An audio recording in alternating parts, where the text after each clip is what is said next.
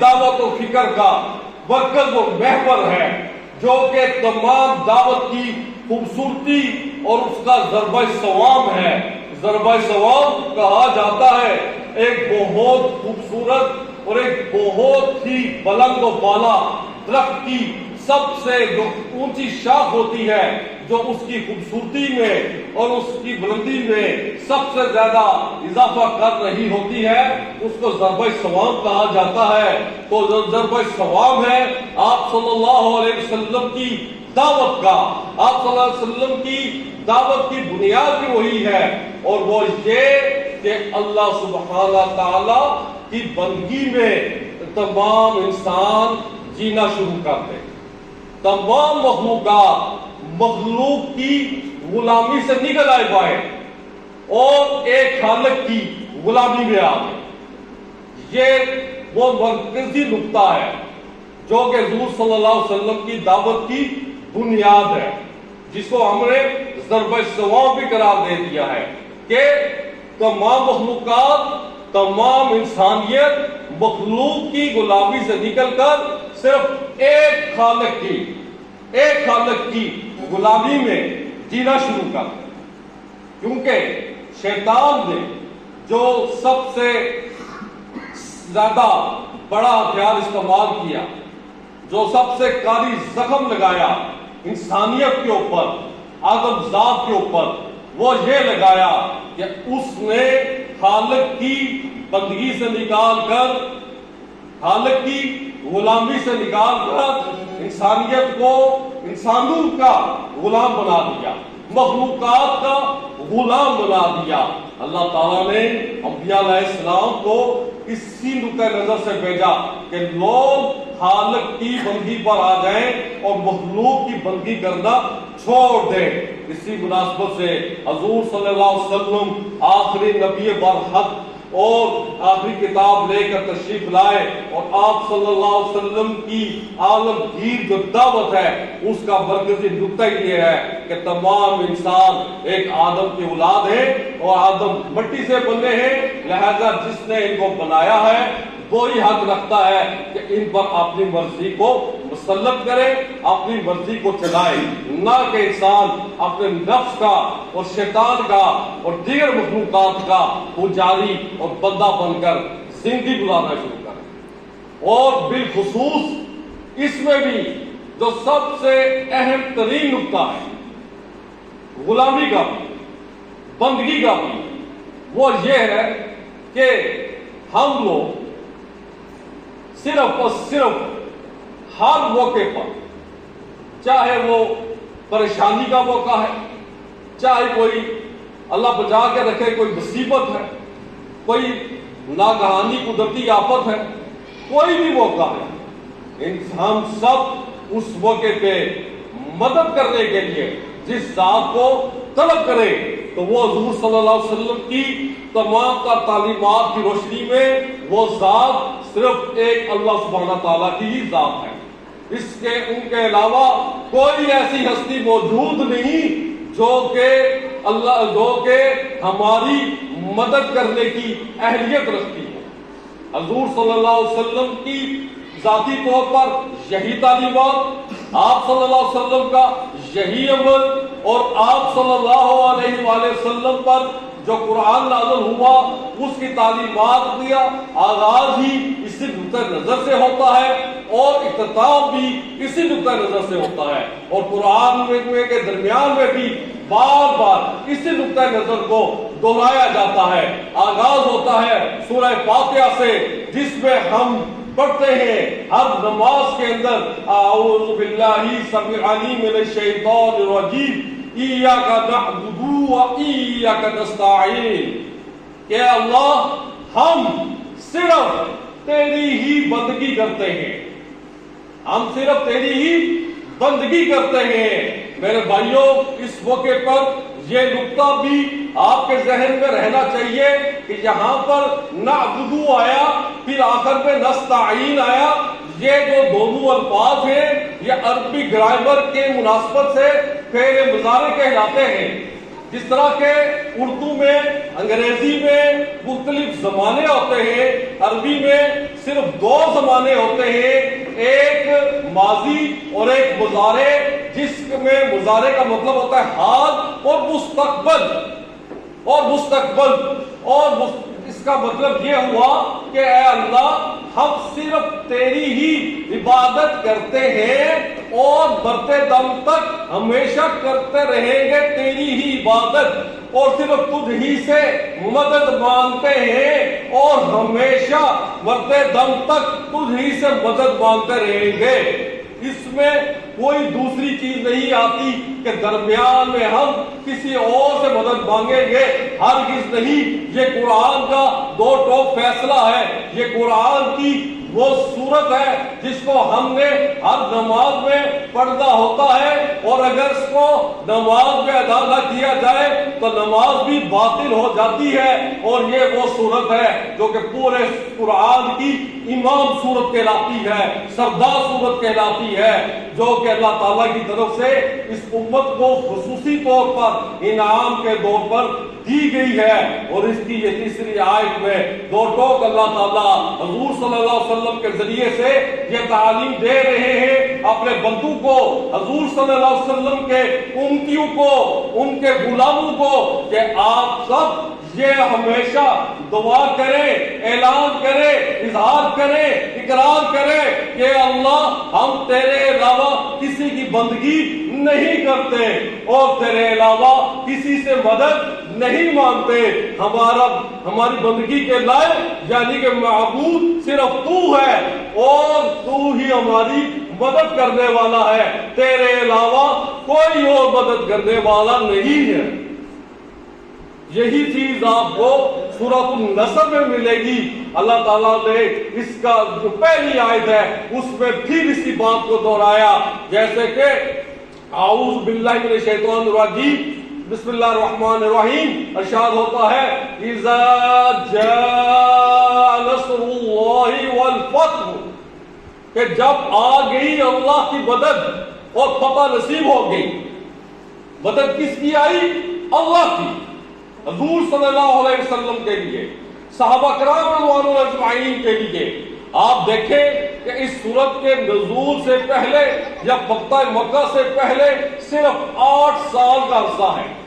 8 سال پہلے حضور صلی اللہ علیہ وسلم اور آپ صلی اللہ علیہ وسلم کے صحابہ کرام بے یار و مددگار، بہت ہی مشکل اور بہت ہی تنگ دستی کی حالت میں مدینہ کی طرف ہجرت کر کے تشریف لے کر جاتے ہیں، اور یہ دیکھیں اللہ کی کیسی نصرت آتی ہے۔ آپ صلی اللہ علیہ وآلہ وسلم اللہ کی نصرت اور مدد کے ذریعے سے 10,000 صحابہ کا لشکر لے کر ایک باوقار فاتح کی حیثیت سے مکہ شہر میں تشریف رکھتے ہیں، اور کسی کو وہاں پہ ذرہ برابر بھی ہمت نہیں پڑتی کہ حضور صلی اللہ علیہ وسلم کی آنکھوں میں آنکھیں ڈال کر بات بھی کر سکے۔ سب کے سب دب جاتے ہیں، سب کے سب حضور صلی اللہ علیہ وسلم کے آگے سر جھکا کے کھڑے ہو جاتے ہیں، اور قربان جاؤں اپنے نبی کریم صلی اللہ علیہ وسلم پر کہ انہوں نے باوجود بہت ظلم سہا تھا، بہت تنگیاں دیکھی تھی، اپنے ساتھیوں کو شہید ہوتا دیکھا تھا، ان کو مارے کھاتی دیکھی تھی، اس کے باوجود وہ سب مجرمین، وہ سب ظالم لوگ آپ صلی اللہ علیہ وسلم کے سامنے بے بس کھڑے تھے، اور آپ صلی اللہ علیہ وسلم نے اللہ کا شکر بجا لاتے ہوئے اس کی مدد اور اس کے احسان پر تمام لوگوں کو معاف کر دیا، جو جیسا بھی جس نے ظلم کیا، برا بھلا کہا، گالیاں دی، جو کچھ کیا، لیکن حضور صلی اللہ علیہ وسلم کے آستانے میں آ کے سبھی معاف کر دیے۔ میرے بھائیوں، اللہ کی مدد ہر موقع پہ مسلمان کو ملتی ہے اور لینا چاہے۔ ایسے ہی حضور صلی اللہ علیہ وسلم کی ایک حدیث ہے، صحابہ کرام رضوان اللہ اجمعین بیان کرتے ہیں کہ ہم لوگ ایک دفعہ ایک سفر میں تھے، تو دوپہر کا ٹائم تھا، تو ہم نے چاہا کہ تھوڑی دیر کے لیے ادھر پڑاؤ کر لیا جائے، تو جب شام ہوگی تو پھر چل پڑیں گے۔ تو حضور صلی اللہ علیہ وسلم کے لیے صحابہ کرام نے ایک چھاؤں والی جگہ دیکھی، تو وہاں پہ آپ صلی اللہ علیہ وسلم کا بسترا لگا دیا. آپ صلی اللہ علیہ وسلم نے اس درخت کے نیچے لیٹ گئے اور اپنی تلوار یا تو اس کی درخت کی شاخ سے لٹکا دی یا سائڈ پر رکھ دی. تو صحابہ کرام باقی بھی سو گئے. اتنے میں گرد نواح سے ایک کافر آتا ہے, اس کی حضور صلی اللہ علیہ وسلم کے اوپر نظر پڑتی ہے, وہ سیدھا حضور صلی اللہ علیہ وسلم کے پاس چلا جاتا ہے اور ان کی تلوار اٹھا لیتا ہے. پھر آپ صلی اللہ علیہ وسلم کو اٹھاتا ہے اور تلوار لہرا کر کہتا ہے, بتاؤ آج آپ کو مجھ سے کون بچائے گا, کس کی مدد حاصل کرو گے؟ تو آپ صلی اللہ علیہ وسلم نے پورے اعتماد کے ساتھ, پورے یقین کے ساتھ فرمایا, اللہ وہ مجھے بچائے. اور اللہ کا نام سنتے ہی اس کافر کے ہاتھ تھر تھر کانپنے لگ پڑتے ہیں اور اس قدر کانپتے ہیں کہ اس کے ہاتھ سے وہ تلوار گر جاتی ہے. آپ صلی اللہ علیہ وسلم وہ تلوار اٹھا لیتے ہیں اور پھر پوچھتے ہیں, بتاؤ کہ اب تجھ کو کون مجھ سے بچائے گا؟ تو وہ کہتا ہے, مجھے تو آپ ہی بچا سکتے ہیں, اور تو کوئی نہیں بچا سکتا. آپ صلی اللہ علیہ وسلم نے فرمایا, نہیں, تمہیں بھی اللہ بچائے گا, جاؤ میں نے تم کو معاف کر دیا. وہ تھے رحمت اللہ علیہ صلی اللہ علیہ وسلم. میرے بھائیوں, قرآن و سنت کی تعلیمات کی روشنی میں ہمیں یہ پتہ چلتا ہے کہ جو کوئی اللہ کے علاوہ کسی اور سے مدد مانگتا ہے, اور حضور صلی اللہ علیہ وسلم کو جب اس بات کا علم ہو جاتا ہے کہ اس شخص نے اللہ کے علاوہ کسی اور سے مدد مانگی, تو حضور صلی اللہ علیہ وسلم بہت زیادہ غمگین ہو جاتا کہ یہ بندہ اللہ کا ہے, مخلوق اللہ کی ہے, پیدا اس کو اللہ نے کیا ہے, ہر چیز اس کو زندگی کی ضروریات اسباب اللہ نے دیے ہیں, اور یہ مشکل میں مدد کسی اور سے مانگ رہا ہے. اب اس کا ثبوت کیا ہے کہ حضور صلی اللہ علیہ وسلم دوسروں کو جب اللہ کے علاوہ کسی اور سے مدد مانگتے ہوئے دیکھتے ہیں تو آپ صلی اللہ علیہ وسلم غمگین ہو جاتے ہیں. تو اس کا ثبوت ہے سورہ یاسین. سورہ یاسین کا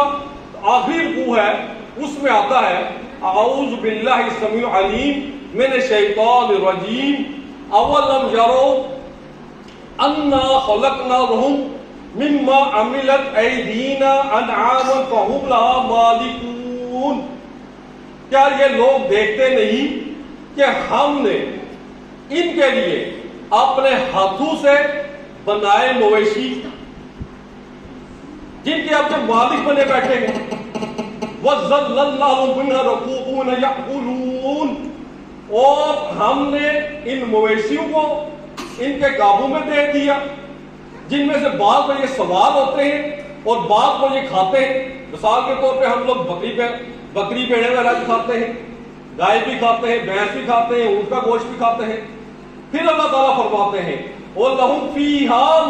مُنَافِعُ وَشَارِبُ أَفَلَا يَشْكُرُونَ, اور ہم نے رکھے ہیں ان کے لیے اور بھی بہت سارے منافع, یعنی کہ وہ اس کی خرید و فروخت بھی کرتے ہیں, اور مشاربو, اور پیتے ہیں دودھ ان جانوروں کا. افلا یشکرون, تو پھر بھی وہ اللہ کا شکر بجا نہیں لاتے کہ اللہ تعالیٰ نے بنائے مویشی ان کے لیے جن سے یہ فائدہ اٹھا رہے ہیں, اور ان کی اندر ہمت نہیں پڑتی کہ اللہ کی عبادت کریں, اللہ کی بات مانیں. کیونکہ شکر بجا لانے کے متعلق ہم نے پہلے بھی آپ کی خدمت میں وضاحت سے فرمایا ہے کہ شکر کرنے کا مطلب یہ ہے کہ آپ نے اللہ کی زیادہ سے زیادہ عبادت کرنی ہے, فرما برداری کرنی ہے, اس کو کہتے ہیں شکر بجا لانا. تو اللہ تعالیٰ فرماتے ہیں کہ اتنی ہم نے ان کو نعمتیں دی ہیں مویشیوں کی صورت میں, ان سے بھرپور یہ فائدہ اٹھا رہے ہیں, سوار ہو رہے ہیں, ان کی خرید و فروخت کر رہے ہیں, ان کے کھانے استعمال کر رہے ہیں, ان کا دودھ پی رہے ہیں, پھر بھی اللہ کا شکر نہیں ادا کرتے. پھر اللہ تعالیٰ فرماتے ہیں وَاتَّخَذُوا مِن دُونِ اللَّهِ آلِهَةً لَعَلَّهُمْ يُنصَرُونَ, اور پھر بنا ڈالا انہوں نے اللہ کے علاوہ اور دو سے معبود کہ شاید وہ ان کی مدد کر سکے. ایسی ہستیاں انہوں نے ڈھونڈ لی ہیں کہ جو سمجھتے کہ شاید ہماری مدد کر سکے. اب اللہ تعالیٰ نے پھر اس کا جواب خود ہی دیا, لا یستطیعون, ہرگز ان کے اندر استطاعت نہیں ہے, طاقت نہیں, نصرہم, کہ وہ ان کی مدد کر سکے. وَهُمْ لَكُمْ مُحْضَرُونَ، اور یہ لشکر کے طور پر بنا کر سامنے لا دیے جائیں گے۔ اللہ تعالیٰ نے کیا فرمایا کہ جو لوگ اللہ تعالیٰ کی نعمتیں استعمال کرتے ہیں بھرپور طور پر، اس کا شکر ادا نہیں کرتے اور اس پر مزید ظلم یہ کرتے ہیں کہ اللہ کے علاوہ کسی اور سے مدد طلب کرتے ہیں، اللہ تعالیٰ نے فرمایا ہرگز ان کے اندر طاقتیں نہیں ان ہستیوں کے اندر وہ ان کی مدد کر سکے۔ فَلَا يَحْزُنْكَ قَوْلُهُمْ، بس اے محبوب صلی اللہ علیہ وآلہ وسلم مت غم کرو تم لوگوں کی ان باتوں پر۔ فَلَا يَحْزُنْكَ قَوْلُهُمْ، کہ آپ کو لوگوں کی یہ باتیں کہ اللہ کے علاوہ کوئی اور مددگار ہے، اللہ کے علاوہ اور کوئی ہماری استعانت کر سکتا ہے، مشکل کشائی کر سکتا ہے، تو محبوب فَلَا يَحْزُنْكَ، مت غم کی، مت حوصلہ کر کے آپ حوصلے کے پاس کیجیے، بے فکر رہیں۔ نَعْلَمُ مَا يُسِرُّونَ وَمَا يُعْلِنُونَ، ہم جانتے ہیں کہ جو کچھ یہ ظاہر کر رہے ہیں اور جو کچھ یہ چھپاتے ہیں۔ اللہ تعالیٰ کہتے ہیں ہمیں ہر چیز کا علم ہے، تو لامحالہ ان لوگوں کی باتوں سے آپ کو کسی طور پر رنجیدہ نہیں ہونا چاہیے۔ تو ثابت ہوا قرآن پاک کی اس آیت سے، اور یہی بات ہے سورہ یاسین کی بہت بڑی فضیلت ہے کہ اس میں بتا دیا گیا کہ مددگار صرف ایک اللہ ہے، اور جو کوئی بھی اللہ کے علاوہ کسی اور سے مدد مانگتا ہے تو نبی کریم صلی اللہ علیہ وسلم کو دکھ پہنچاتا ہے۔